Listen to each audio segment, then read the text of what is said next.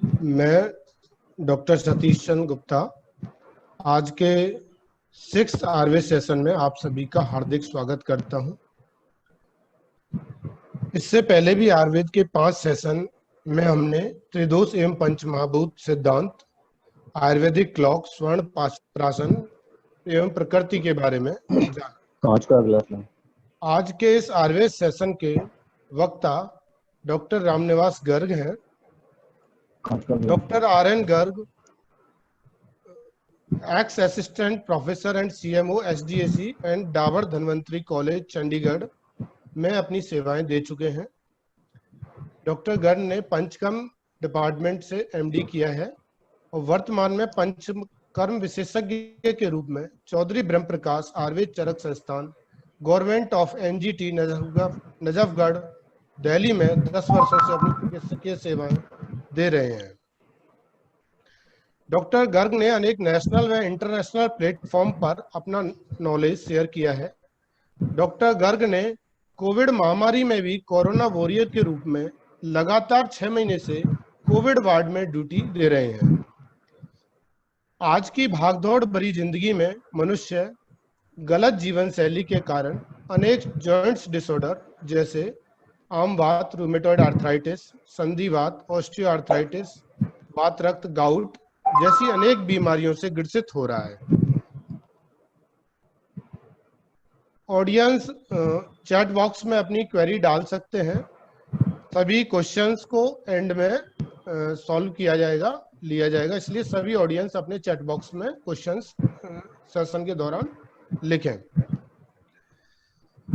Without wasting of time, I would like to request our esteemed Ayurveda speaker, Dr. R.N. Garg, to share your valuable knowledge for us. Dr. R.N. Garg. नमस्कार। Thank you Satish ji, thank you Ajay ji. आपके platform आपने दिया। तो आज जो बात करेंगे हम जॉइंट रिलेटेड डिसऑर्डर्स की करेंगे। मेरी आवाज आ पा रही है? यस। जॉइंट रिलेटेड डिसऑर्डर्स की करेंगे, इसमें कई सारे तरह की बीमारियां या डिजीजेस होती हैं। एक जो मेन टॉपिक है आज का वो है आमवात। आम भाषा में इसको गठिया या रूमेटॉइड आर्थराइटिस कहते हैं। दूसरी चीज है संधिवात।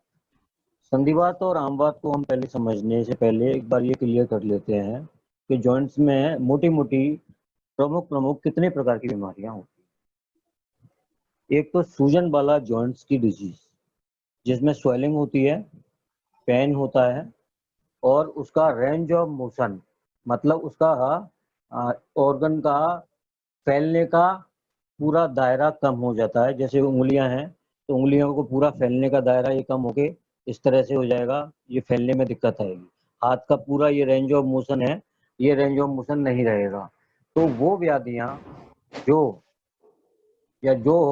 जिसमें सूजन और जॉइंट्स पेन होते हैं वो हम इंफ्लामेटरी जॉइंट डिसऑर्डर्स में रखते हैं, जो इसका मेन डायग्नोज बनाते हैं रूमेटॉइड आर्थराइटिस या आमवात। दूसरी तरह की बीमारियां जो बड़े जॉइंट्स में होती हैं, नी में, हिप में, शोल्डर में, वो ऑस्टियोआर्थराइटिक चेंजेज होते हैं, वो डिजेनरेटिव चेंजेज होते हैं, जिनको ऑस्टियोआर्थराइटिस या संधिवात कहा जाता है। अब ये देखा गया है कि अपनी उम्र में लगभग 90% लोग एक बार अपनी उम्र के किसी भी प्रारंभ में इस संधिवात जैसी बीमारी से ग्रसित हो जाते हैं, क्योंकि ये डिजेनरेटिव डिजीज है। एज के बढ़ने के साथ साथ डिजेनरेशन स्टार्ट हो जाता है। 50 साल के बाद में डिजेनरेशन स्टार्ट हो तो ये नॉर्मल सी प्रक्रिया है, और ये डिजेनरेशन अगर 50 साल से पहले ही स्टार्ट हो जाता है तो ये पैथोजेनिक प्रोसेस है। तो इसमें मुख्य रूप से जो ऑस्टियोआर्थराइटिस या संधिवात है, उसमें जो लाइन ऑफ ट्रीटमेंट होता है, जो एलोपैथिक फैट से लाइन ऑफ ट्रीटमेंट होता है, उसमें ग्लूकोसामिन एंड डाइसरिन, न्यूकार्ट, कार्टियोज, इस तरह की कार्टिलेज को बनाने वाली मेडिसिन दी जाती हैं। इनके अलावा कुछ पेन किलर्स, एनाल्जेसिक्स और कुछ एनाल्जेसिक्स ऑइंटमेंट या ऑयल्स इसमें दिए जाते हैं, जिनका कि दूरगामी कोई परिणाम नहीं है। जब तक हम दवाइयाँ लेते रहते हैं, एनाल्जेसिक्स लेते रहते हैं, पेन कम रहता है। जो बोन के ऊपर जो बोन की झिल्ली होती है जिसको ऑस्टियोमियर बोलते हैं, और कार्टिलेज होता है, कार्टिलेज को रीजनरेट करना एक उस बीमारी का अच्छा चिकित्सा है। तो कार्टिलेज रीजनरेशन के लिए एलोपैथिक साइड में विदाउट मी बोस्टफुल कुछ भी बहुत ज्यादा नहीं है। सिम्टोमेटिकली ट्रीटमेंट जो था वो मैंने आपको बता दिया। आयुर्वेद में संधिवात के लिए, अभी हम संधिवात की बात कर रहे हैं, कई बार आपने सुना होगा कि मेरे घुटने का गैप कम हो गया है, उसकी जगह कम हो गई है, उसमें कांटे से निकल आए हैं, उनको ऑस्टियोफाइट बोलते हैं। तो ये संधिवात की घुटनों की प्रॉब्लम होती है। तो उसके लिए हमारे यहाँ सबसे बढ़िया, सबसे सुंदर जो मेडिसिन है वो है सलाकी, वॉसवेलिया सराटा। वॉसवेलिया सराटा, उसको हिंदी में सलाकी बोलते हैं, आयुर्वेद में कई सारे और नाम है उसके, प्लस निर्गुंडी। इन दोनों के एक्सट्रैक्ट कार्टिलोजीनस मतलब कार्टिलेज को बनाने की प्रक्रिया में भाग लेते हैं।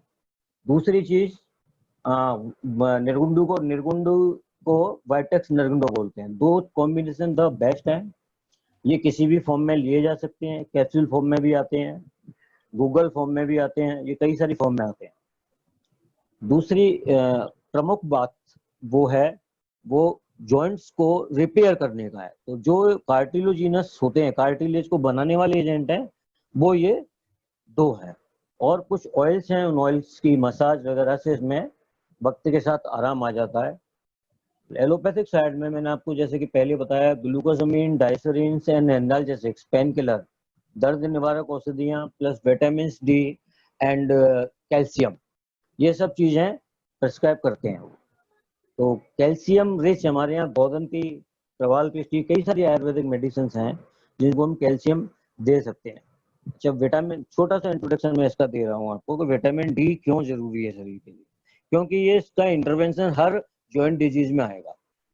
जब भी आप जॉइंट डिजीज लेके आओगे, विटामिन डी का इंटरवेंशन आएगा। आपको विटामिन डी कराने के लिए बोला जाता है, तकरीबन 1000 से लेकर 2000 रुपये तक का टेस्ट होता है ये, और ये अमूमन कम पाया जाता है। अच्छा, तो ये विटामिन डी होता क्या है? विटामिन डी होता है कॉलीकैल्सीफेरॉल। कॉलीकैल्सीफेरॉल बनता कैसे है? ये नेचुरली सनलाइट में होता है, सूर्य की रोशनी में होता है, और जितने भी नॉन वेज मटेरियल हैं उनमें सब में पाया जाता है। तो फिर वेजिटेरियंस का क्या होगा? वेजिटेरियंस तो नॉन वेज नहीं खा पाएंगे। तो वेजिटेरियंस के लिए इसका सबसे अच्छा स्रोत है सनलाइट। दूसरा, ये बॉडी के अंदर कोलेस्ट्रॉल से बनता है कॉलीकैल्सीफेरॉल। तो कोलेस्ट्रॉल से कॉलीकैल्सीफेरॉल बनता है, ये प्रोसेस बॉडी में एक नेचुरल है। अगर ये ऐसा हो रहा है तो हमें विटामिन डी की अलग से लेने की जरूरत नहीं है। विटामिन डी को ही कॉलीकैल्सीफेरॉल बोलते हैं। अगर इस प्रक्रिया में कहीं ब्रेक डाउन है, अवरोध है, तो कॉलीकैल्सीफेरॉल मतलब विटामिन डी कोलेस्ट्रॉल से नहीं बनेगा। कोलेस्ट्रॉल विटामिन डी में चेंज नहीं हो पाएगा, कॉलीकैल्सीफेरॉल में चेंज नहीं हो पाएगा। तो इसके दो नुकसान हैं। एक तो विटामिन डी कम हो गया हमारे शरीर से।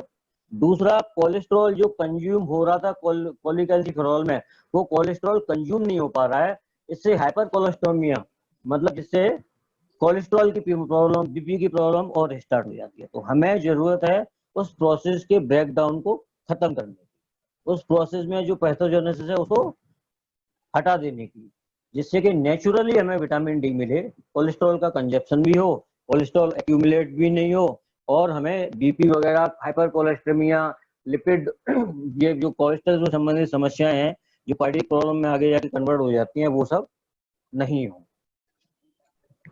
तो ये तो रही संधिवात की बात। अब हम बात करेंगे आम बात की।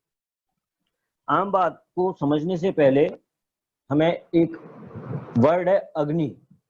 अग्नि को समझना बहुत जरूरी है। अग्नि का मतलब होता है डाइजेस्टिव कैपेसिटी, आपके भोजन को पचाने की क्षमता। सुन पा रहे हैं सर आप मेरे को?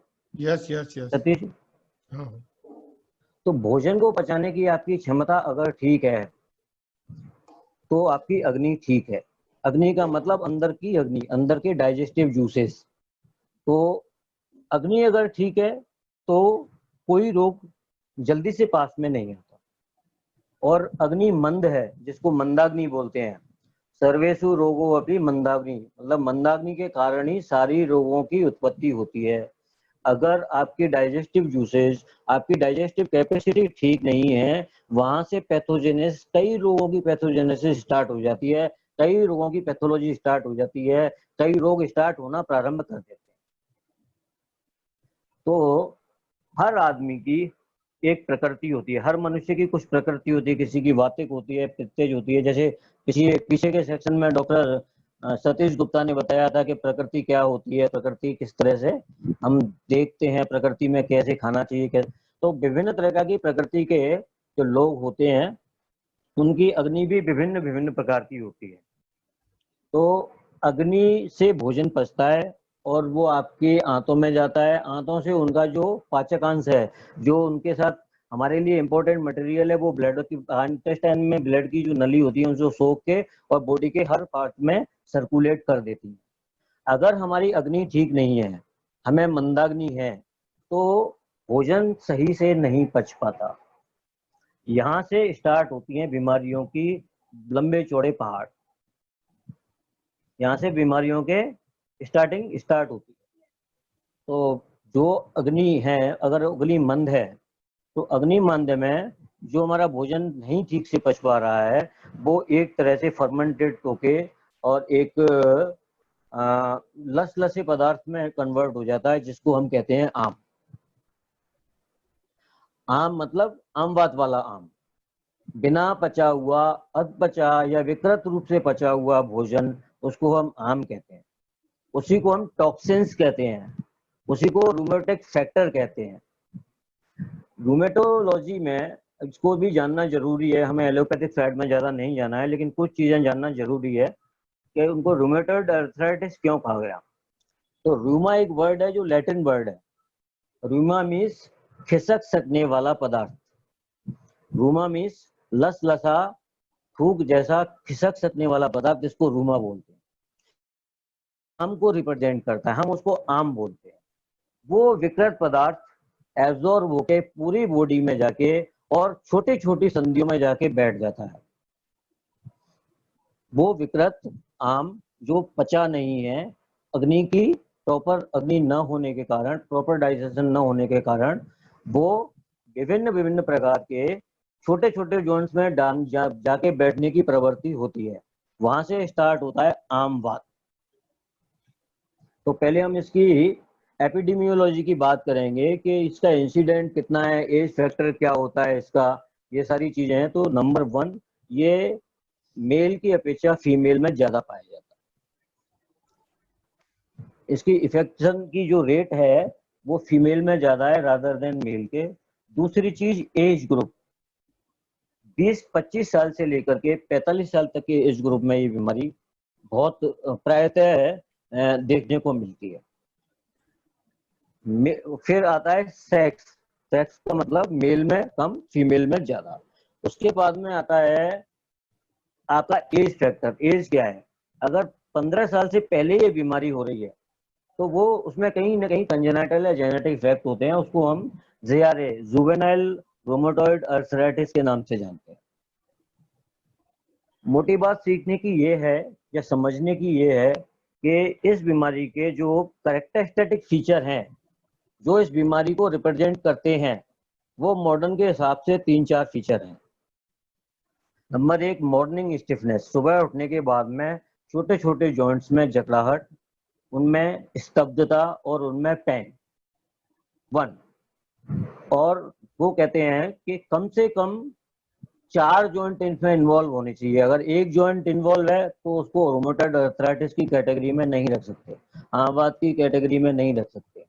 4 जॉइंट कम से कम स्टिफनेस सुबह होनी चाहिए और वो कम से कम 3 घंटे बरकरार रहनी चाहिए। 3 घंटे बाद वो स्टिफनेस कम हो जाती है तो कोई बात नहीं, अगर 3 घंटे से पहले कम हो जाती है स्टिफनेस तो वो भी रोमेटॉइड अर्थराइटिस की श्रेणी में नहीं आएगा।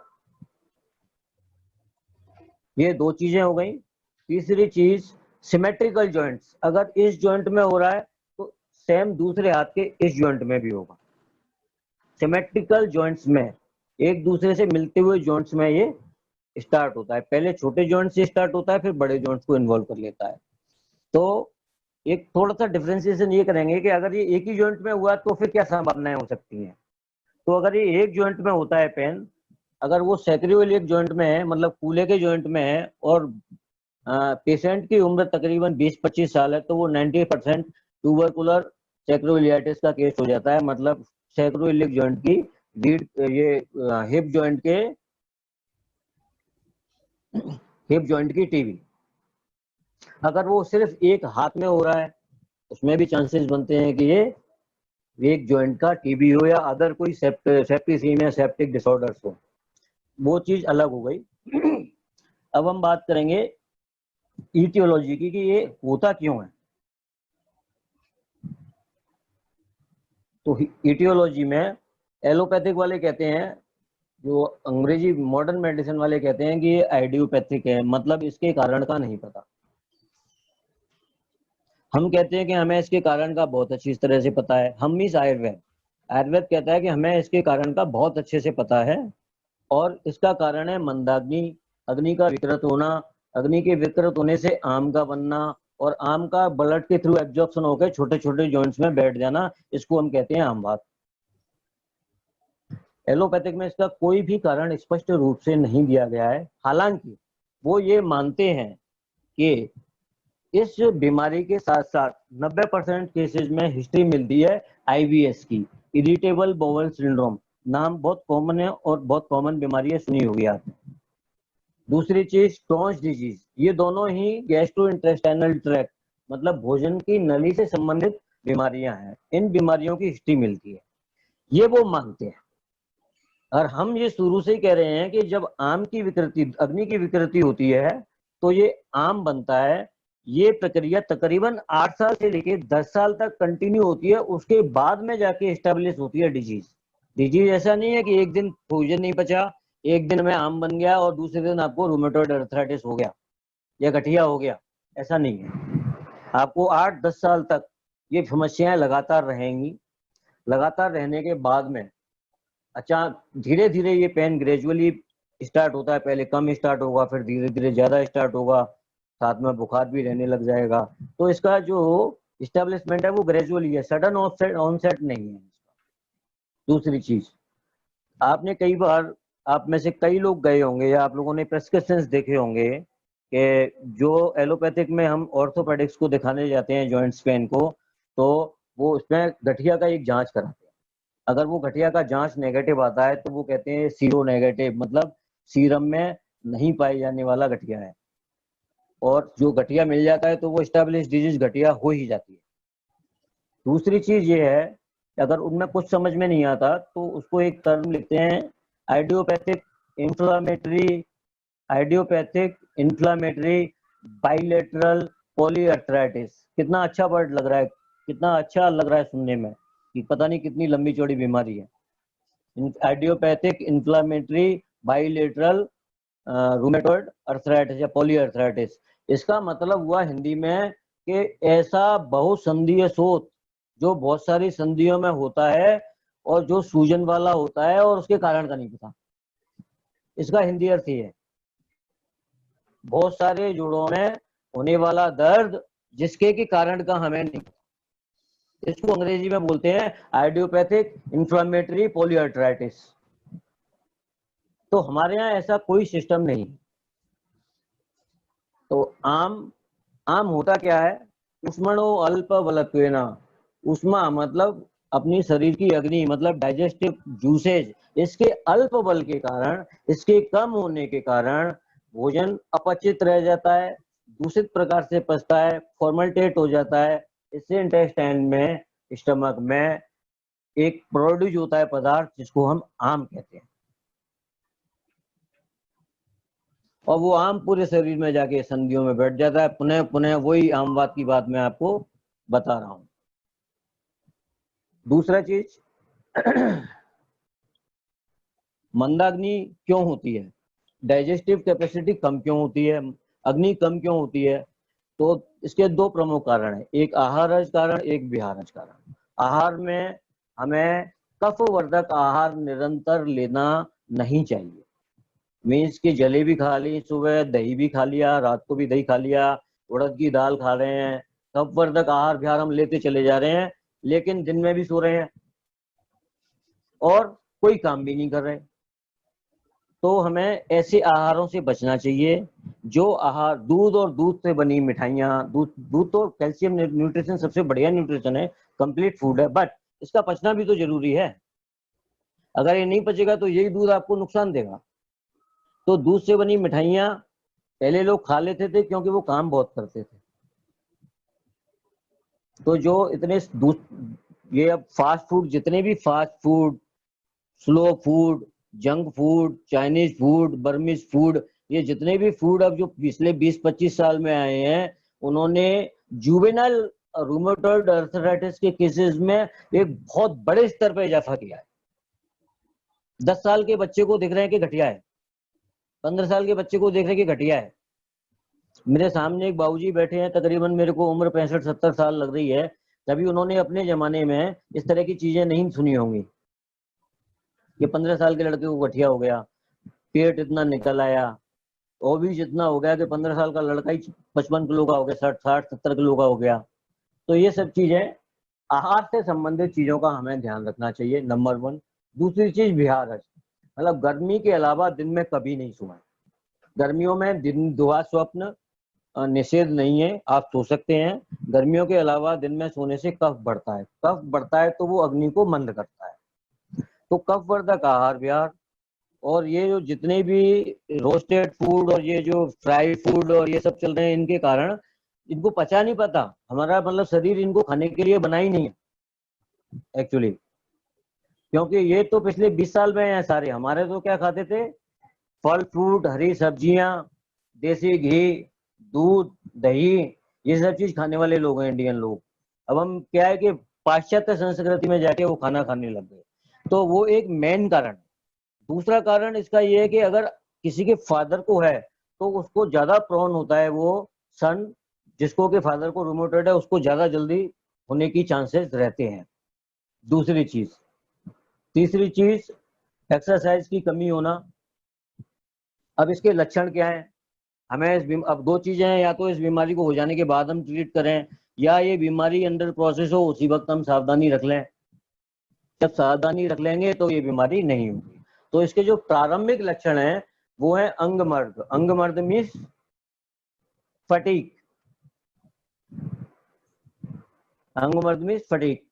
अरुचि, भोजन की में इच्छा का न होना, बार बार प्यास लगना, शरीर का भारीपन का होना, बिना काम होते हुए भी सारी टेंशन अपने सर पे महसूस करना, कोई भी काम करते वक्त उस काम में मन का नहीं लगना या उस काम में रुचि का न होना, उत्साह, क्रिएटिविटी की हानि, क्रिएटिविटी पेशेंट की खत्म हो जाती है इसमें। आलस्य, आलस्य बहुत ज्यादा हो जाता है। गौरवम, शरीर का भारीपन, माथे का भारीपन, जॉइंट्स का भारीपन, और ज्वर, बुखार जैसा रहना, ये इसके प्रमुख लक्षण है। शून्यता चरम से अंगाना, मतलब फेस पे सूजन, जॉइंट्स में सूजन, ये इनिशियल स्टेज के लक्षण है। फेस पे सूजन ऐसा नहीं है कि इसी कारण आती है, फेस पे सूजन के 2-3 मोटे मोटे कारण और होते हैं, जैसे कि खून की बहुत ज्यादा कमी होना, एनीमिया होना, दूसरी चीज थायराइड होना, हाइपोथायराइडिज्म में भी फेस पे स्वेलिंग आ जाती है, और तीसरी और मोस्ट इंपॉर्टेंट चीज जो मैं बताने जा रहा हूँ आपको वो है ड्रग इंड्यूस्ड।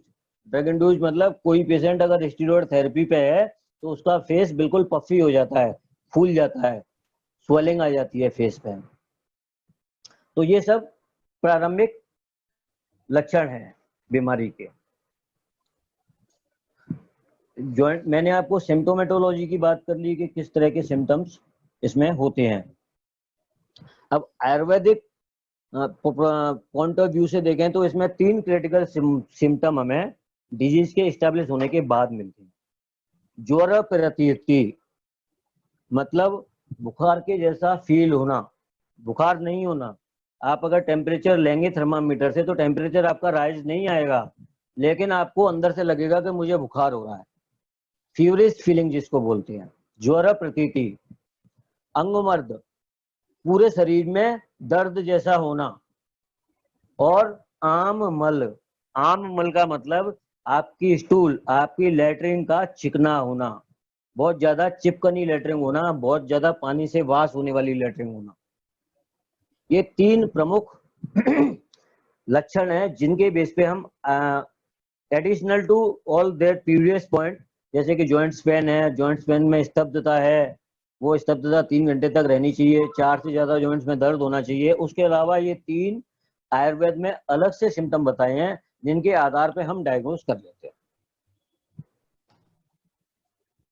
इन्वेस्टिगेशंस, अब हमें आयुर्वेदिक लोगों को इन्वेस्टिगेशंस की कोई जरूरत नहीं है। नाड़ी देख ली, पेशेंट को देख लिया, हमारा तो एक ही इन्वेस्टिगेशन है, दर्शनम स्पर्शनम प्रश्नम च दर्शन स्पर्शनम पर दर्शन प्रश्नम स्पर्शनम च परिचय च रोगिणाम। एक तो रोगी को देखें, देखने का मतलब उसके जॉइंट में स्वेलिंग है कि नहीं, फेस पे स्वेलिंग है कि नहीं, एनीमिया, इसमें खून की भी बहुत कमी हो जाती है तो पेशेंट एनीमिक तो नहीं है, देखने में पेशेंट कैसा लग रहा है। स्पर्श, उसको छू के देखें कि उनके जॉइंट्स में कोई गर्माहट तो नहीं है, कोई सूजन, कोई टेंडरनेस तो नहीं है। टेंडरनेस मतलब छूने के साथ ही दर्द स्टार्ट हो जाता है, टेंडरनेस। और प्रश्न, उससे बातचीत करके, उससे पूछ के कि क्या हुआ, कैसे हुआ, कब हुआ, क्या सिम्टम है। हमारे लिए तो ये सब बहुत है, लेकिन एलोपैथिक में इसमें एक ESR erythrocyte sedimentation rate, ESR बड़े होने का मतलब होता है कि बॉडी में कोई ना कोई इन्फेक्शन बहुत लंबे समय से परसिस्ट कर रहा है, चाहे वो इन्फेक्शन लंग में हो, चाहे वो लंग डिजीज हो, चाहे वो यूरिन में इन्फेक्शन हो, चाहे वो ब्लड में इन्फेक्शन हो, चाहे वो किसी फोड़े फुंसी का इन्फेक्शन हो। अगर वो 4-6 महीने से ज्यादा परसिस्ट करता है, रहता है, तो ESR बढ़ने लग जाती है। दूसरा टेस्ट इसका होता है CRP, C reactive protein. C reactive protein एक बहुत जल्दी आने वाला पैथोजेनिक कंडीशन है, जैसे आपको डिजीज स्टार्ट हुई, ये अचानक से बढ़ना स्टार्ट कर गई, मतलब डिजीज की एक्यूट फेज, डिजीज का सबसे मतलब सबसे ज्यादा डिजीज का प्रेजेंटेशन इसमें होता है। तीसरी चीज RA factor, rheumatoid arthritis factor, और दूसरा चौथी चीज जो चौथा इन्वेस्टिगेशन है वो यूरिक एसिड। इन इन्वेस्टिगेशंस के आधार पर हम ये पता लगाते हैं कि वास्तव में रोगी को क्या सिम्टम या क्या डिजीज है। तो हमने कारण पढ़े इसके, हमने इसका एपिडेमियोलॉजी देखी, इसके बाद में इसके सिम्टम्स देखे, इसके बाद में इसका इन्वेस्टिगेशन पार्ट देखा, इसके बाद में अब हम बात करेंगे ट्रीटमेंट पार्ट की। ट्रीटमेंट के अंदर पहले मैं आपको एलोपैथिक ट्रीटमेंट बताता हूँ कि इसका एलोपैथिक ट्रीटमेंट क्या होता है। वो जानना जरूरी इसलिए है कि उसके फायदे और नुकसान दोनों ही हैं। एलोपैथिक डॉक्टर्स भी बहुत मेहनत करके डॉक्टर बनते हैं और वो अपने क्षेत्र के बहुत अच्छे नॉलेजेबल पर्सन होते हैं, लेकिन कुछ केसों में दे कांट हेल्प इट, वो हमारी मदद नहीं कर सकते क्योंकि उनके साहित्य में, उनके मेडिकल बुक्स में, उनकी मेडिकल हिस्ट्री में उनका कोई इलाज ही नहीं होता कई बीमारियों का। उनमें से ज्यादातर ऑटोइम्यून डिजीजेस, ये एक ऑटोइम्यून डिजीज है, आम बात। ऑटोइम्यून डिजीज का मतलब होता है कि अपना खुद का जो सिस्टम है उसके प्रति ही एंटीबॉडी बनाना स्टार्ट कर देता है। ये आप ऐसे समझ सकते हैं कि आपका बेटा घर में आया रात को, तो आपका बेटा घर में आया तो आपको घर के अंदर ले लेना चाहिए उसको, लेकिन इस बीमारी में ये प्रवृत्ति हो जाती है कि आपको बेटा वो आपके पहचानने में नहीं आएगा, आपको लगेगा चोर आ गया और आप दौड़ना कूदना पीटना स्टार्ट कर देंगे 10-8 लोग इकट्ठा होके। ऐसे ही ये बीमारी अपनी ही ब्लड की सेल्स को भूल जाती है, उसको लगता है कि बाहर से आया हुआ कोई एंटीजन है, बाहर से आई हुई कोई चीज है, तो उस पर WBC का अटैक स्टार्ट हो जाता है। एक हमारे बॉडी का सेल्फ डिफेंस मैकेनिज्म सिस्टम है, तो बहुत सारे WBC अटैक कर देते हैं। तो WBC एंटीजन एंटीबॉडी रिएक्शन जहां होता है वहां सूजन उत्पन्न हो जाती है और यही बीमारी का रूप। ऑटोइम्यून डिजीज जैसे सोरायसिस होता है, SLE होता है, गठिया होता है और एंकलाइजिंग स्पॉन्डिलोसिस होता है। कई सारी डिजीज हैं जो ऑटोइम्यून डिजीज के रेंज में आती हैं। मेरे कहने का मतलब यह है कि इसका लाइन ऑफ ट्रीटमेंट हम देखेंगे तो सबसे पहले वो टैबलेट चलाते हैं फॉलीट्रैक्स। फॉलीट्रैक्स में होता है मीथोट्रैक्सेट, ये वीकली दी जाती है। पहले लो डोज से हाई डोज की ओर दी जाती थी। अभी पिछले 2 साल पहले इनको पता चला कि ये 2.5 डोज से लो डोज की तरफ दी जाती है। हमारे यहाँ ऐसा कुछ नहीं है, एक बार जो कह दिया गया वो हमेशा फिक्स रहता है। इनके यहाँ रिसर्च होती रहती है और बाद में उस चीज को डिजाइन कर देते हैं। मैं आपको एक बहुत करंट और ज्वलंत उदाहरण बताता हूँ इसका। एक रेंटेक गोली है, मेरे ख्याल से सबने नाम सुना होगा, सुना है Satish ji? Yes yes yes. Rantac गोली को हम कम से कम मेरी उम्र तकरीबन 40 साल है और मैं तकरीबन 25 साल से इस गोली को जानता हूँ। लोग इसको मतलब रूटीन में ऐसे खाते हैं जैसे कि खाना खा रहे हो, चाहिए चाहिए। आज अभी 6 महीने पहले रिसर्च आया है कि ये कार्सिनोजेनिक है। इस गोली को ज्यादा खाने से कैंसर होने की संभावना है। तो क्या पिछले 45 साल से सो रहे थे हम लोग? क्यों खा रहे थे इसको? ऐसा हमारे यहाँ नहीं है। हमारे यहाँ क्लियर कट जो एक बार शास्त्र में लिख दिया वो पूरा का पूरा सेम टू सेम मिलेगा। तो अभी जो फॉलीट्रैक्स का डोज है वो अब हम हाई डोज से स्टार्ट करते हैं 25 mg से, फिर 12.5 mg, फिर 7.5 mg। तो एक दवाई फॉलीट्रैक्स, दूसरी दवाई हाइड्रोक्लोरोक्विनोन HCQS, जो कि मूलतः फॉलीट्रैक्स एक्चुअली कैंसर के लिए खोजी गई दवाई थी। कैंसर में काम न लेके अब ये ऑटोइम्यून डिजीज में काम में लेते हैं। चाहे वो सोराइसिस मतलब स्किन की बीमारी हो, चाहे वो स्केलेटन की बीमारी हो, चाहे वो रूमेटॉइड अर्थराइटिस हो, चाहे वो SLE हो, लंग की बीमारी हो, सब में फॉलीट्रैक्स चलाते हैं। ये बहुत कॉमन ड्रग है इनकी। इसमें मीथोट्रेक्सेट साल्ट होता है। तो अभी फॉलीट्रैक्स के अलावा एक HCQS हाइड्रोक्लोरोक्विनोन, जो अभी आपने रिसेंटली सुना होगा, जो कोरोना वायरस में एक अफवाह फैल गई थी कि हाइड्रोक्लोरोक्विनोन HCQ बहुत अच्छा काम कर रहा है। तो कई देशों को माननीय प्रधानमंत्री नरेंद्र मोदी जी ने तकरीबन 155 देशों को ये ड्रग एक्सपोर्ट की थी, क्योंकि इसका सबसे ज्यादा उत्पादन हमारे देश में होता है। पूरे वर्ल्ड में सबसे ज्यादा प्रोडक्शन HCQS का भारत करता है। और इस बीमारी में जब डिमांड आई तो भारत ने सबको इसकी सप्लाई दी। तीसरी चीज होती है सल्फासेलेजाइन, इंडोमेथासोन। ये 2 चीजें होती हैं, ये दोनों भी एक तरह से बड़ी हार्मफुल ड्रग हैं। और एक इसमें पेन किलर देते हैं वो लोग। पेन किलर, मैं ये सब कहानी इसलिए बता रहा हूँ कि मेरे को लगता है कि हम जो भी लोग सुन रहे हैं उनमें से तकरीबन 10% लोग इस प्रोसेस से होकर गुजर चुके होंगे या उन्होंने किसी को गुजरते हुए देखा होगा। तो पेन किलर में सबसे पहले बोविरोन, आपने नाम सुना होगा। बोविरोन में होता है डाइक्लोफेनिक सोडियम, यहाँ से स्टार्ट करते हैं। फिर उसका सुपर साल्ट एसाइक्लोफेनिक, फिर उसका सुपर साल्ट फलाना फेनिक। उसके बाद में कॉक्स-2 इन्वेटर ग्रुप पर आ जाते हैं, क्लोरोक्साजोन। कॉक्स-2 इन्वेटर में आ जाते हैं तो रेविकॉक्सिब, बेल्डिकॉक्सिब, एक हरे कलर की गोली आती है एटोरिकॉक्सिब। तो एटोरिकॉक्सिब तक काम चलाते हैं। ये इनका फर्स्ट लाइन ऑफ ट्रीटमेंट होता है। पहली लाइन का प्रोटेक्शन जैसे होता है ना, वैसे ही फर्स्ट लाइन ट्रीटमेंट इनका होता है। अच्छा, आप कभी रीनल सेंटर पे, नेफ्रोलॉजी सेंटर पे जाते हैं तो हमें पता चलता है कि तकरीबन अगर 100 लोगों को किडनी चेंज करने के लिए बोला गया है, 100 लोग ऐसे हैं जिनको किडनी चेंज कराने हैं, तो उसमें सिर्फ 10% लोग ऐसे होते हैं जो वास्तव में किडनी की बीमारी के कारण किडनी चेंज करा रहे हैं। आप समझ पा रहे हैं मेरी बात? 90% लोग ऐसे होते हैं जिनको 20 साल से वो पेन किलर ले रहा है, 20 साल से एटोरिकॉक्सिब साल्ट ले रहा है, बेल्डिकॉक्सिब ले रहा है। 90% लोग और दूसरी बीमारियों के कारण जो ट्रीटमेंट लेते हैं 10 साल 15 साल, उन ट्रीटमेंट के साइड इफेक्ट के कारण किडनी खराब होती है। किडनी की अपनी बीमारी सिर्फ 10% है। तब वहां जाके पता चलता है कि किडनी जब एक जाने वाली होती तो पता नहीं, आदमी को कहते हैं ना क्या मैंने तेरी किडनी चुरा ली क्या? तो वो किडनी जाने वाली होती तो आदमी को बड़ा शौक लगता है कि यार ये 15-20 साल में मेरे साथ हुआ क्या?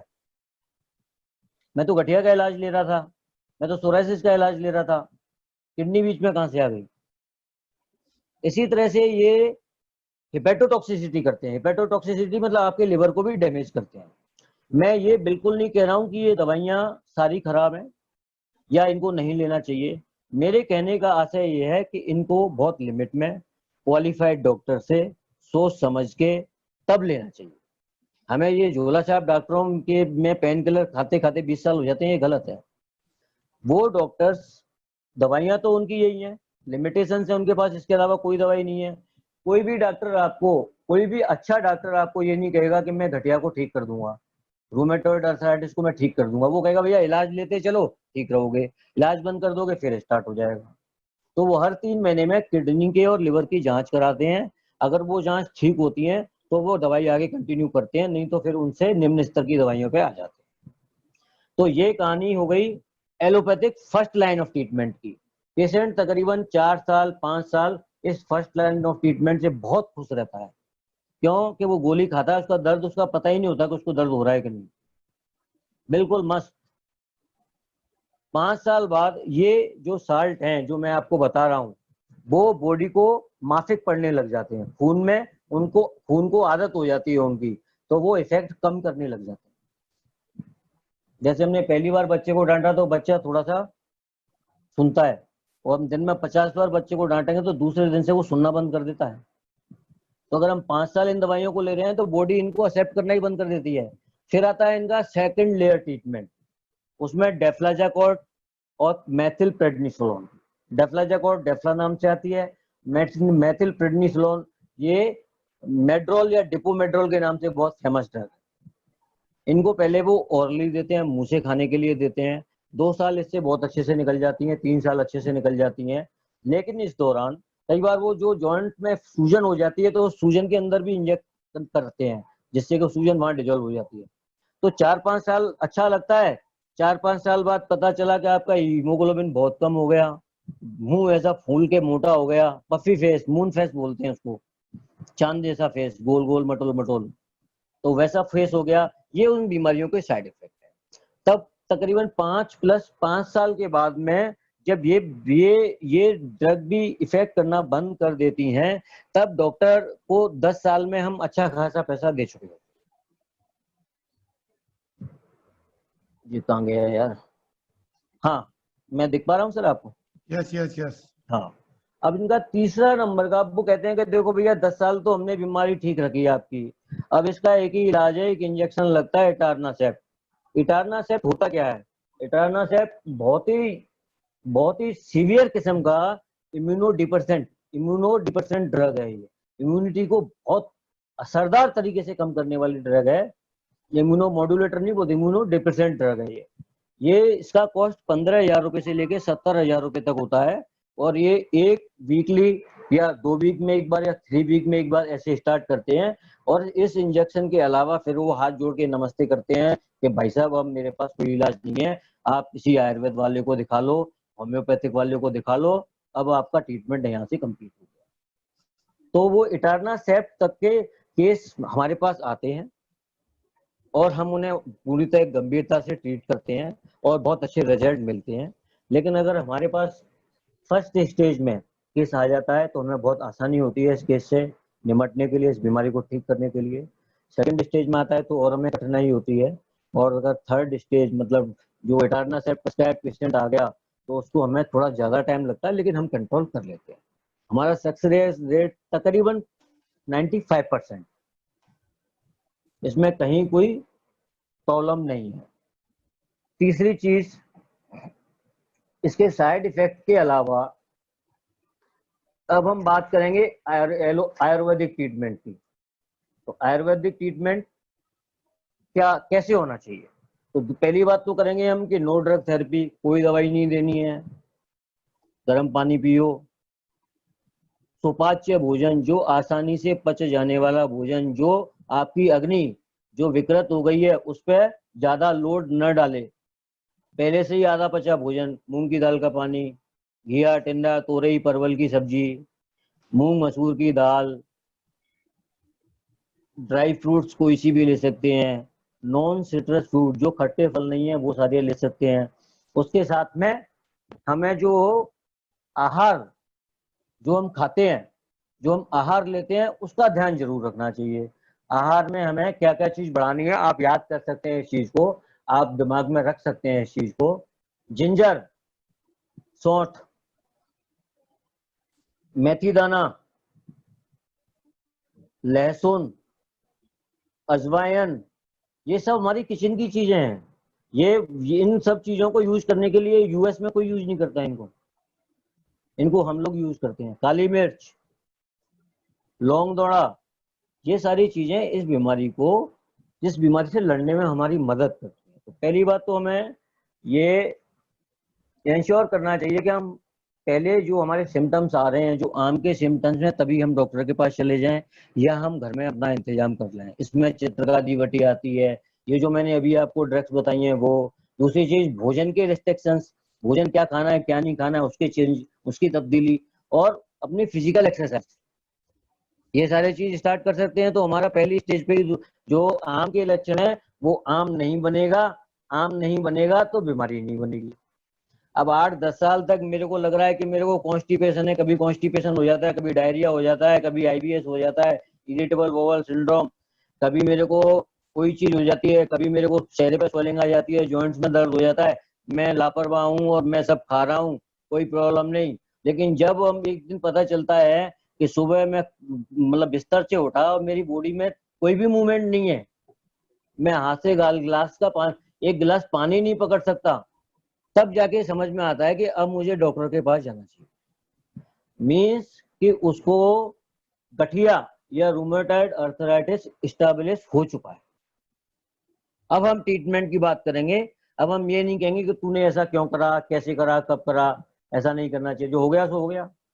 तो पहले तो हम, आयुर्वेद का मतलब है स्वस्थ से स्वास्थ्य रक्षणम, स्वस्थ व्यक्ति के स्वास्थ्य की रक्षा करना, उसको स्वस्थ बना रहना, इसके लिए कदम उठाए जाएं। और आतुर से विकार प्रशमनम च, जो आतुर है, जो रोगी है, उसके विकार का निदान करना। अगर वो स्वस्थ नहीं रह रहा है, रोगी हो गया, तो उसका भी निदान करना है। तो दो चीजें हैं। अब इसमें अर्ली स्टेज में prevention plus diet modifications and आपका हैबिट, जो जो आपका पूरे दिनचर्या है उसका इम्प्रूवमेंट, ये बहुत जरूरी है। दही हमें रात को कभी नहीं खाना चाहिए। नक्तम दधी भुंजित, नक्तम मतलब रात को दूध और दही हमें बिल्कुल नहीं खाना चाहिए। और अगर खाना ही है, कोई बच्चा अड़ जाता है कि नहीं साहब मैं तो दही खाऊंगा ही खाऊंगा, तो उसमें काली मिर्च और सौंठ का पाउडर डाल लेना चाहिए। दही नेचुरल कैल्शियम के लिए सबसे बढ़िया चीज है, लेकिन दही अगर ठीक समय पे नहीं खाया गया, ठीक तरीके से नहीं खाया गया, अग्निमांद के दौरान खा लिया गया, तो ये और ज्यादा नुकसान करता है। अपनी प्रकृति के हिसाब से डॉक्टर सतीश जी ने बताया हुआ आपको, प्रकृति के हिसाब से आहार का सिलेक्शन कैसे करें, बहुत इंपॉर्टेंट है। दूसरी चीज, आम पाचक आहार और औषध।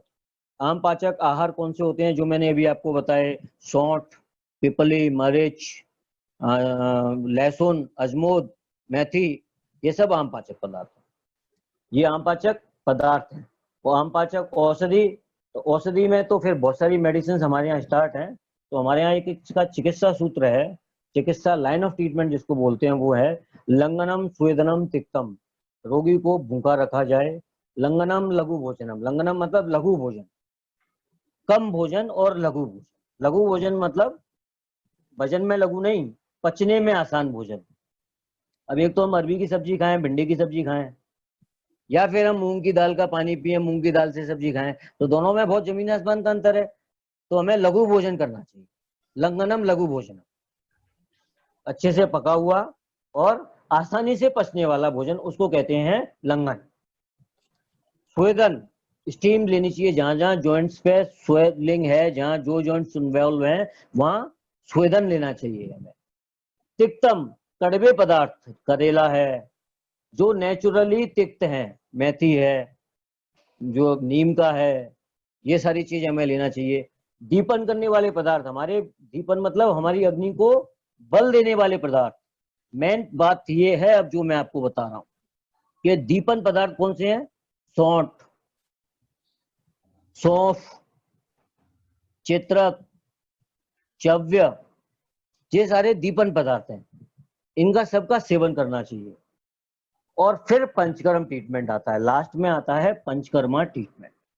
तो पंचकर्म ट्रीटमेंट को हम ऐसे समझ सकते हैं कि पंचकर्मा होता क्या है। पंचकर्मा में मोटा मोटा मैं 2-3 चीज बता देता हूँ आपको कि जॉइंट्स इन्वॉल्व, अगर जॉइंट इन्फ्लॉम है, सूजन है उसमें, तो बालू रेत और बालू लवण, सेंधव लवण, इनकी पोटली गर्म करो, अच्छे से गर्म करके पोटली बना लो और उसी जॉइंट्स पे सेक करो। ऑयल लगाने से गठिया की प्रॉब्लम बढ़ जाती है, कम नहीं होती।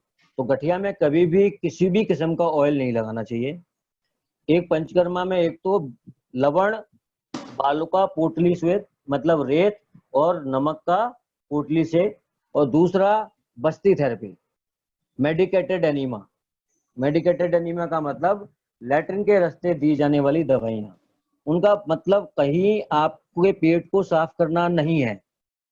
एनीमा का मतलब आपको पेट के साफ करने का नहीं है। जो बस्ती है वो एनीमा नहीं है, एनीमा की तरह दी जाती है बस। तो उसमें क्षार बस्ती और वैतरण बस्ती, 2 तरह की बस्तियां होती हैं पंचकर्मा में। ये बस्तियां देते हैं, उसके बाद ट्रीटमेंट देते हैं, तो बहुत अच्छा फर्क हमें देखने को मिलता है। अब पंचकर्म क्या होता है, ये बस्तियां क्या होती हैं? मैं सतीश जी ज्यादा टाइम तो नहीं ले रहा। नहीं बस कितना मैं समय लेंगे मैं सर? तकरीबन 5-7 मिनट में खत्म करूं। ठीक ठीक, सर यस कीजिए, यस सर कीजिए आप। Yes yes okay. Yes yes yes. Panchakarma therapy होती है डिटॉक्सिफिकेशन थेरेपी। एक्चुअली पंचकर्मा पे एक सेशन रखेंगे तो बहुत अच्छा रहेगा, अभी मैं थोड़ा शॉर्ट में बता देता यस हूँ। डिटॉक्सिफिकेशन या बायो प्यूरिफिकेशन, विरेचन बोलते हैं, जो दस्त लगवाना, उल्टी मतलब उल्टियां करवाना। तो लोगों में ये भ्रम है, इलिटरेट पर्सन या जिनको नॉलेज नहीं है आयुर्वेद की, उन लोगों को ये भ्रम है कि यार हम अपने भोजन के रास्ते मतलब आंतों को साफ करने की ये थेरेपी होगी या बमन से पेट की सफाई होती होगी। ऐसा बिल्कुल भी नहीं है। पंचकर्मा थेरेपी का मतलब है बायो प्यूरिफिकेशन, मतलब आपके शरीर का सेल्यूलर स्तर पे, टिश्यू और सेल्यूलर स्तर, आपकी किडनी के अंदर जितनी भी सेल है उस सेल के अंदर जाके, आपके लिवर के अंदर जितनी सेल है उस सेल के अंदर जाके, आपके लंग्स के अंदर जितनी सेल है उस सेल के अंदर जाके उस लेवल पे बॉडी की सफाई करना, तो कहते हैं पंचकर्मा ट्रीटमेंट। तो पंचकर्मा ट्रीटमेंट से बेसिकली फायदे क्या है? अब किसी भी डिजीज में हम अगर दवाई देते हैं, काम कर रही है, बहुत अच्छी बात है। 6 महीने, 7 महीने, 1 महीने, 10 महीने, 2 साल तक दवाइयां लेते रहो, आप काम करेगी, नो डाउट। दूसरी चीज ये है कि पहले अगर हम इसका पंचकर्मा करा लें तो वो दवाई आपको बहुत अच्छे से इफेक्ट करेगी। उदाहरण के तौर पे मैं समझाता हूँ आपको कि एक कमरे के अंदर 100 लोग हैं और 100 लोगों से आपको लड़ाई करनी है, और आपने उनमें से चालाकी से मतलब पंचकर्मा करके तकरीबन 70 लोगों को बाहर निकाल लिया, समझा के कि देखो भाई पिट जाओगे, कोई फायदा नहीं है, बाहर आ जाओ, जो जो शांति चाहते हैं। 70 लोगों को आपने बातों से मतलब पंचकर्मा करके डिटॉक्स कर लिया, उस बोर्ड को कमरे से बाहर निकाल लिया, तो उन बचे हुए 30 लोगों से हम ज्यादा अच्छी तरह निपट सकते हैं। मतलब उस बची हुई 30% बीमारी में हमारा मेडिसिन है वो बहुत अच्छे से और रैपिडली काम करेगा। That is the panchakarma. अब इसके कॉम्प्लिकेशन की मैं बात कर लेता हूं सतीश जी। ट्रीटमेंट में मैंने बहुत ज्यादा नहीं बताया, क्योंकि ट्रीटमेंट में रोगी के हिसाब से ट्रीटमेंट लिखते हैं। ट्रीटमेंट में अम्बातारी रस है, समीर पन्नग रस है, अग्निटुंडी बटी है, चित्रकादी बटी है, अजमोदादी चूर्ण है, सिंगनाथ गूगल है, एरन डिस्नी है, ये बहुत सारी सतीश जी जानते हैं सारी चीजें, और डॉक्टर्स को सब समझ में सब आता है। मैं तो ये चीज बता रहा हूँ जो कॉमन सी चीज जो आप घर पे कर सकते हैं। तो इससे कॉम्प्लिकेशन है सोरियाटिक अर्थराइटिस। ऐसा अर्थराइटिस ये लास्ट में जाके सोरेसिस में भी कन्वर्ट हो सकता है, और रूमेटॉइड ऑर्थोपैथी, लास्ट में जाके जॉइंट्स इतने जोगड़ जाते हैं, ये मेरे हाथ आप देख पा रहे हैं, इस तरह के हाथ हो जाते हैं, मतलब हम एक गिलास नहीं उठा सकते। रूमेटॉइड ऑर्थोपैथी, रूमेटॉइड के कारण जो आर्थो मतलब जॉइंट्स में विकार, वो परमानेंट विकार हो जाते हैं। ये 2 इसके कॉम्प्लिकेशन है। लाइफ थ्रेटनिंग इसमें कुछ भी नहीं है। इस बीमारी के अंदर लाइफ थ्रेटनिंग नहीं है, लाइफ की कोई प्रॉब्लम नहीं है कि भाई पेशेंट मर जाएगा या पेशेंट की कैजुअलिटी होगी। इसमें सिर्फ आपकी क्वालिटी ऑफ लाइफ इफेक्टेड होती है। आप अगर बीमारी से ग्रस्त हैं, लेट हो रहे हैं, तो आपकी लाइफ की क्वालिटी डैमेज होती है। इसमें आपको हमेशा दर्द रहेगा, आप अपने काम अच्छे से नहीं कर पाओगे, ये सारी चीजें हैं। क्यों सतीश जी? यहाँ यही है सर। अब एक घरेलू उपचार है इसका। आप, अगर मैं धीरे धीरे बोलूंगा सर, जो भी सज्जन अगर लिखने में इंटरेस्ट है तो लिख सकते हैं। इसको मैं इसीलिए धीरे धीरे बोलूंगा, 2 मिनट लगा के। चोप चीनी, चोप चीनी, ये आयुर्वेदिक रॉ मटेरियल है, रॉ औषधि है जो पंसारी की दुकान पे मिलती है। चोप चीनी 1 भाग। मीठी सुरांजन, इसको सीटी सुरांजन, सुरांजन सीटी भी बोलते हैं, तो मीठी सुरांजन 1 भाग। अजमोद, ये अजवाइन से भिन्न है, अलग है। अजमोद 1 भाग। मेथी दाना 1 भाग। और सौंठ का पाउडर आधा भाग। मतलब अगर हम सबको 100-100 ग्राम लेते हैं चारों को, चोप चीनी, मीठी सुरंजन, अजमोद और मेथी, तो हम सौंठ लेंगे 50 ग्राम। इन सब का मिक्सचर करके और 1 चम्मच सुबह खाली पेट गर्म पानी से लेना है, 1 चम्मच शाम को लेना है। लास्ट में मैं इतना ही कहना चाहता हूँ, इसको कंक्लूड कर रहा हूँ कि आपका पेट बिल्कुल क्लियर होना चाहिए, आपका अग्नि बिल्कुल सही होना चाहिए, अग्नि मंद नहीं होनी चाहिए, डाइजेस्टिव कैपेसिटी हल्की नहीं होनी चाहिए। तो इसके लिए सबसे बढ़िया फाइबर फूड लो, अच्छे खाना खाओ, सुपाच्य खाना खाओ, गर्म खाना खाओ, और ये फास्ट फूड, जंक फूड, इन सबको दूर करने की कोशिश करो। बच्चों की घर में काउंसलिंग करो, बच्चों को इस तरह के वीडियो दिखाओ, बच्चों को इस तरह की बातों के बारे में बताओ। बच्चे समझदार होते हैं तो समझ जाते हैं। और एक अपना पेट क्लियर रखना बहुत जरूरी है, इसके लिए नित्य त्रिफला चूर्ण या नित्य हरड़ का चूर्ण रात को जरूर लें। जो ये दोनों ही बहुत अच्छे आम पाचक हैं, बहुत अच्छे ही हमारे मल को पका के बाहर निकालते हैं, अपक्व स्थिति में बाहर नहीं निकालती। जो हरित की है वो मल को पकाकर बाहर निकालती है। तो हरित की और त्रिफला चूर्ण, इसमें से कोई भी चूर्ण ले सकते हैं। और ये कायम चूर्ण और नित्यम चूर्ण और इन सब के चक्कर में बिल्कुल नहीं पड़ना है जो टीवी पे आते हैं। इन सब में लैक्सेटिव तो ये होते हैं, लेकिन इनमें हैबिट फॉर्मिंग ड्रग्स पड़ी होती है। आपको अगर इसकी आदत लग गई तो आप इसको बिना इसके लैटरिन नहीं जा पाएंगे। This is the very big problem.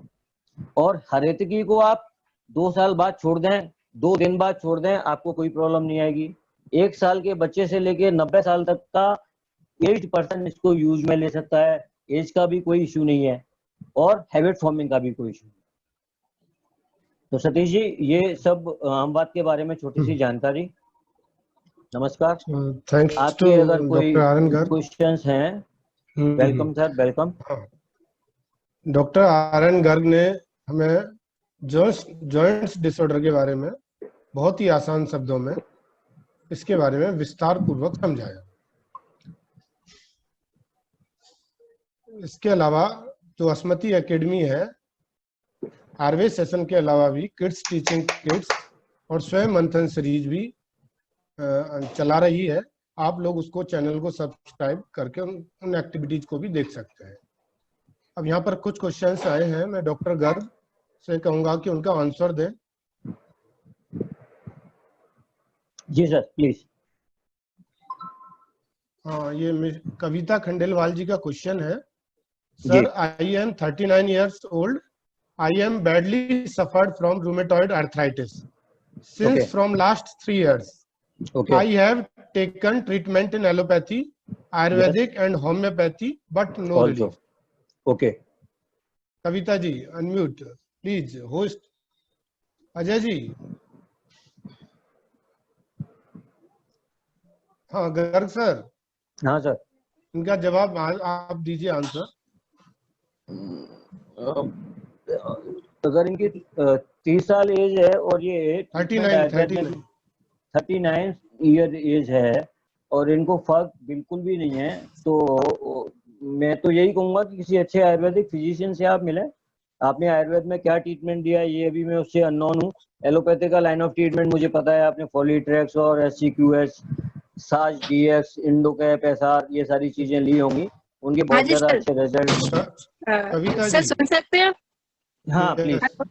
हाँ सर, ये मैंने जो आपने मुझे अभी आपने जो बताया है, मैंने ये सब ट्रीटमेंट लिया है जी सर। आयुर्वेदिक में मैंने अभी दिसंबर से स्टार्ट किया था, और उसके लिए जी भी मैंने 6 महीने लिया, मुझे कोई फर्क नहीं आया तो मैंने वहाँ छोड़ दिया। और अभी जो अपना नेशनल इंस्टीट्यूट ऑफ आयुर्वेदिक है जयपुर में, मेरा वहाँ चल जी रहा था। फिर उन्होंने मुझे सर्दियों में मेरी कंडीशन इतनी खराब हो गई थी कि मैं उठ भी नहीं पाती थी, मेरे जी हाथ पूरे स्टिफ्ड हो चुके थे, मेरे को उठने में भी बहुत टाइम लगता था जी कोई मैम कोल्ड की वजह से। पंचकर्मा थेरेपी मेरी चली मार्च में, हम्म, लेकिन उसमें क्या हुआ कि थोड़ा शोधन किया और बस्ती दी, बस्ती 7 दिन की दी मुझे ऑयल की, और उसके बाद जैसे अडाई स्टार्ट होने वाली थी लॉकडाउन हो गया, ठीक है। हम्म, तो लेकिन तब तक मेरे क्या है कि पैरों में और घुटनों में कोई इशू नहीं था, सिर्फ जी हाथ में ही था, दोनों हाथों में।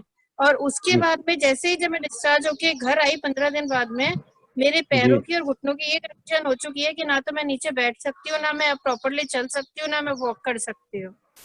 तो मैं अब तो जी और भी ज्यादा मुझे बताया कि वो उससे नहीं हुआ है, बस सिर्फ से नहीं हुआ है, लेकिन जो भी रीजन रहा है, मुझे डॉक्टर ने ये कहा था कि आपको हर 1 महीने पे ये पंचकर्म थेरेपी लेनी पड़ेगी, क्योंकि ये काफी बढ़ चुका है। तो जी जरा मुझे समझ नहीं आ रहा है मैं क्या करूं, क्योंकि मेरी स्थिति इतनी खराब हो चुकी है कि मतलब आप तो जानते ही, आपने जो जो कहा है वो सारे सिम्टम्स है मेरे अंदर। जी आप एक डॉक्टर है तो आपको तो ज्यादा पता है जी मुझे। जी मैम जी मैम। कविता जी कहाँ रहती हैं आप? तो जयपुर में रहती हूँ मैं। जयपुर रहती हैं। ओके, जयपुर तो आपका राजस्थान। लेटेस्ट, हाँ, तो लेटेस्ट इन्वेस्टिगेशंस कब हुए हैं आपके सारे? Sorry sir. ये आपकी खून की जांचें अभी सबसे नई कब हुई हैं, लेटेस्ट कब हुई सर हैं? लेटेस्ट हुई है अभी मई के अंदर, 2 मई को मेरी कंडीशन बहुत ज्यादा खराब हो गई थी अभी लॉकडाउन पीरियड में, जी कि मेरा जी एक हाथ बिल्कुल स्टिफ्ड रह गया था, मूवमेंट्स बिल्कुल हम्म, खत्म हो गए थे, तो मुझे 2 दिन के लिए एडमिट ही होना पड़ा था। ओके और एलोपैथी में फिर मैंने, तब तक मैं आयुर्वेदिक ले रही थी, लेकिन तब मुझे सीधे एलोपैथी में जाना पड़ा, क्योंकि वो जी इंस्टेंट मेरे को रिलीफ चाहिए था। जी जी जी। तो मैम जयपुर में कोई आयुर्वेद ट्रीटमेंट आपने एनआईए से लिया, जी national sir. Institute of Ayurveda से? यस जी। सर। फर्क आना चाहिए, क्यों नहीं आया मैं कह नहीं सकता। नहीं सर, उन्होंने मुझे हाँ बोला था आपके पंचकर्म से इफेक्ट आएगा, और वो फर्स्ट टाइम में हाँ एडमिट हुआ, फर्स्ट टाइम ही लॉकडाउन हो गया। वो थोड़ा हाँ हाँ बैड लक बोलूंगी मैं, कि उन्होंने कहा था कि 6 महीने भी लोगे आपके बहुत रिलीफ आएगा, 6 महीने में आप 3 बार भी एडमिट हो गए तो, बट वो फर्स्ट टाइम में ही लॉकडाउन हो गया, तो कुछ इम्प्रूवमेंट आ ही नहीं पाया हाँ, वो। चलो तो वो पंचकर्मा आपका एक्चुअली नहीं हो पाया। आयुर्वेदिक मेडिसिन कौन सी ले रही है, कुछ बता पाएंगे सर, आप? सर वो सिंगनाथ गूगल और कुछ थी मेरे जो आपने अभी बताई, बट अभी मेरे पास प्रेस्क्रिप्शन नहीं है अभी। Okay okay ma'am. कवि तो अभी कविता मैं जी, यहाँ पे हेलो। आपको, हाँ जी सर। हाँ कविता जी, आप अपना पर्सनल डिटेल्स इनको व्हाट्सअप करके इनसे कम्युनिकेट कर सकते हैं, डॉक्टर आर्यन गर्ग से। सर आपका कॉन्टेक्ट नंबर मिलेगा? कॉन्टैक्ट नंबर मैं यहाँ आपके बता दूंगा अभी सभी को। बिल्कुल तो सर। ओके हाँ सर। हाँ हाँ, तो आप डॉक्टर साहब हाँ सर, आई से कॉन्टैक्ट। अंडरस्टैंड, और भी लोग हैं। हाँ हाँ हाँ हाँ, ठीक है। क्वेश्चंस और भी हैं, so yes sorry. Sir, yes sir, sir हाँ सर। सर हाँ कॉन्टेक्ट हाँ, number, please contact number mention कर दीजिए आप। Yes yes yes yes yes. Okay, thank you sir, thanks a lot. हाँ हाँ। एक क्वेश्चन और है डॉक्टर आर्यन गर्ग। जी सर। ये रानू ने पूछा है, should we also avoid drinking milk at night? No, you can take milk and night. Okay okay. Next question doctor Navneet sir का है कि क्षार वस्ती के बारे में बताएं। किसके क्षार बारे में? वस्ती के बारे में डॉक्टर नवनीत सर का है कि क्षार वस्ती हाँ, के बारे में क्षारबस्ती बताएं। के बारे में। क्षारबस्ती एक एक्चुअली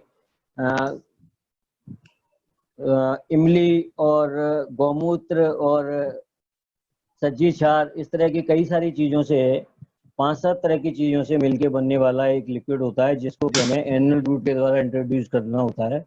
वो क्षारबस्ती आचार्य चक्रपाणी ने इंडिकेट की हुई है आमवात के लिए, और वो क्षारबस्ती अपना बहुत अच्छा काम करती है। वैतरण बस्ती भी इसमें बहुत अच्छा काम करती है, और क्षारबस्ती भी इसमें बहुत अच्छा काम करती ठीक ठीक। है। ये जो पंचकर्मा की बात कर रहे थे, ये पंचकर्मा थेरेपी है, जिसको के बस्ती के रूप में हम दे सकते नेक्स्ट क्वेश्चन किशोर रावत जी का है कि हैं। जी, घुटने में दर्द नहीं है पर कट कट की आवाज आती है, ऐसे में हमें क्या करना चाहिए? सॉरी, किसका क्वेश्चन है? किशोर रावत जी का है। हाँ, रावत साहब, घुटने में कट कट की आवाज आना, आपकी उम्र अगर 50 से ज्यादा है तो वो नेचुरल है, बहुत ज्यादा चिंता करने की जरूरत नहीं है। घुटने का लुब्रिकेशन मतलब साइनोवियल फ्लूइड, एक तरह से जो घुटने का ग्रीस हम आम भाषा में बोलते हैं, वो साइनोवियल फ्लूइड इस उम्र में सूखना स्टार्ट हो जाता है। इस डिजेनरेशन से बचने के लिए आपको सलाकी का कोई भी योग और निर्गुंडी का कोई भी योग आप ले सकते हैं, घुटने की तेल से मालिश कर सकते हैं, खाने पीने में कैल्शियम रिच प्रोडक्ट ले सकते हैं।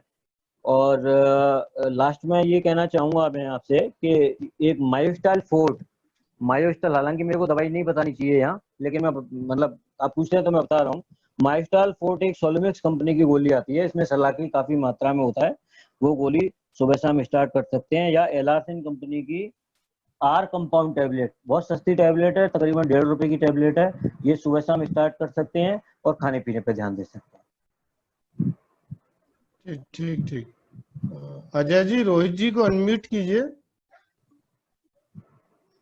हेलो। हेलो।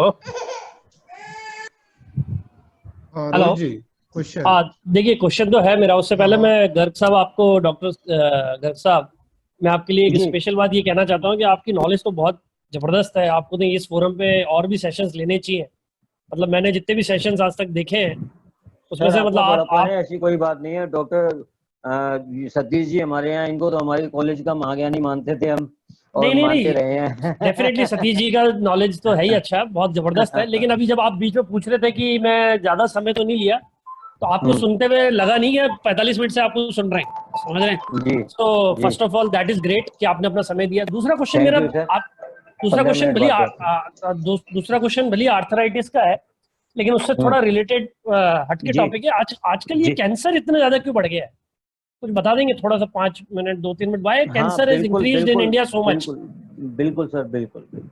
क्योंकि अभी मेरी फैमिली एक्चुअली में एक कैंसर, को हो हाँ, गया कैंसर, तो इसलिए मैं आपसे पूछना चाह रहा हूँ कि इतना कैंसर हम कैसे लोग भी बढ़ कई गया? बार बड़े स्ट्रेस में आ जाते हैं, सुनते हैं कि यार एक हफ्ते के अंदर 3 नॉन आदमियों को कैंसर हमने पता चला, तो हमें भी लगता है यार ये बहुत घातक बीमारी, बहुत ही कॉमन तरीके से कैसे फैल रही है।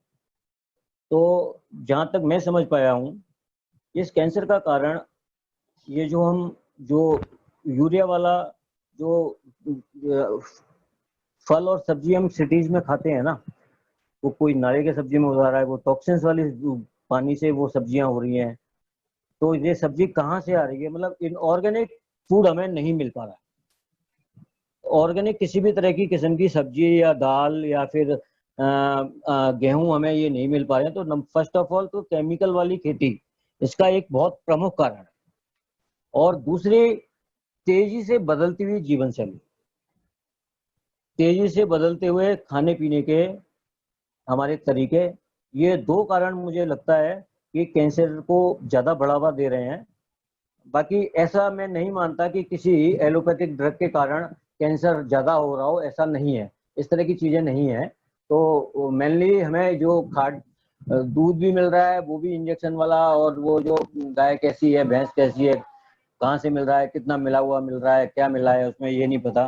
तो खाने पीने की जो चीजों का कंटामिनेशन है, खाने के पीने की चीजों में ऑल्ट्रेशन हो रहा है, उनकी क्वालिटी में गिरावट हो रही है, उसका एक एक महत्वपूर्ण कारण ये हो सकता है। Thanks to doctor R N Garg, आपने अपना अमूल्य समय हम सभी को दिया, और भविष्य में इस प्रकार हमें आप समय देते रहेंगे, उम्मीद है, यही हमें आशा है आपसे। थैंक यू, अजय थैंक जी। You, thank you doctor. ठीक ठीक। Thank you, Dr. Garg. Thanks a lot for coming. You welcome sir, you welcome. Thanks a lot, sir. Okay, okay sir, welcome sir, please. नमस्कार sir.